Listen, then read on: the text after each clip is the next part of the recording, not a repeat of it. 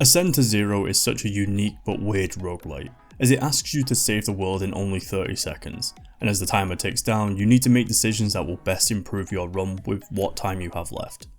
Now, it's not as insane as actually having only 30 seconds, as you can stop time and move freely, but you won't be able to do damage while time is paused unless you pick up particular chips.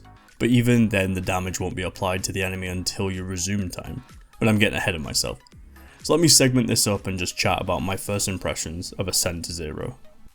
The story begins with a threat befalling the world and your character fending them off before collapsing and being put into a time machine to go back and save everyone from this fate. You then come out of the time machine and are greeted by a floating entity that wishes to help you to save those who didn't make it.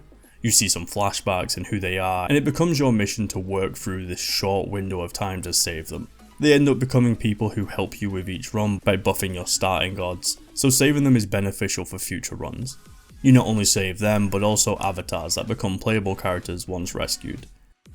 At the start of the game you pick a difficulty. I went with medium because I feel like that would be the smartest choice, as the developers recommend that difficulty. So the game doesn't ask you to do much in terms of input, you simply move around, dash and control time. But with that you also get equipment like swords and guns and drones, and these all attack on their own, similar to something like Vampire Survivor. They will focus the closest enemy unless you change your cursor mode from this to the crosshair, and whatever enemies inside the crosshair will be focused. You might not have even noticed the cursor because of everything that's happening on the screen, and I felt the exact same way when I first played, but you get used to it pretty quick and it stops feeling like a chaotic overload. So when it comes to damage, you have your floating equipment, but what will be doing the bulk of your damage is your abilities that happen when you unfreeze time. One has an explosion, another's a barrage of bullets, and a sword slash, and more.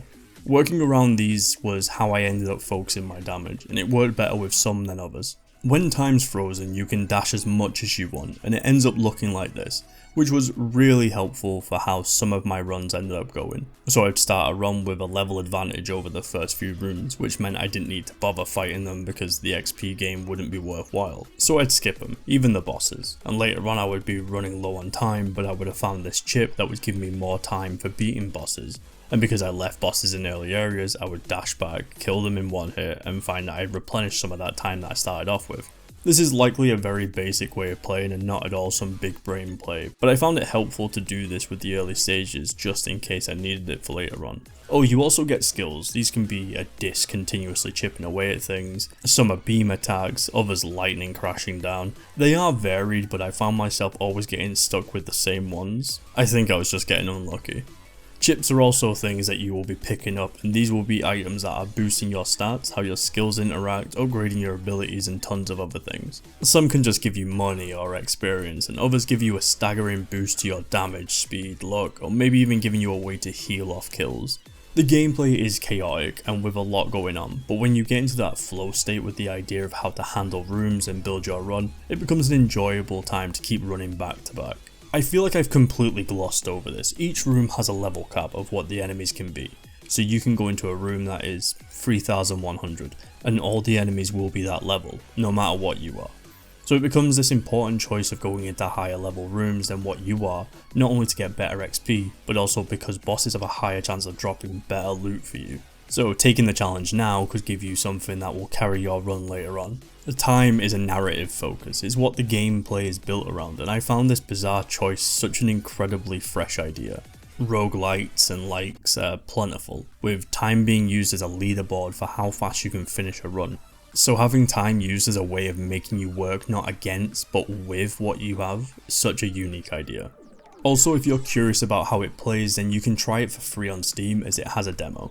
Honestly, I think it's best to try the demo first, simply because at the start I really was unsure about it. But after a few runs it just clicked and I've enjoyed it since. For me personally, I think this is an excellent entry into the roguelite genre. The music's a bop, the chaos is plentiful, and the builds can get weird and wacky the deeper you get into them. I would recommend Ascend to Zero to anyone looking to try out a fresh twist in the roguelite genre, but definitely try the demo first if you're unsure. Thanks for watching. I hope my thoughts gave you what you were looking for, and I appreciate your time. Feel free to like and subscribe if you wish to stick around for more, and let me know if you picked up the game. Anyway, I hope you have a lovely day and or evening, and I'll catch you next time.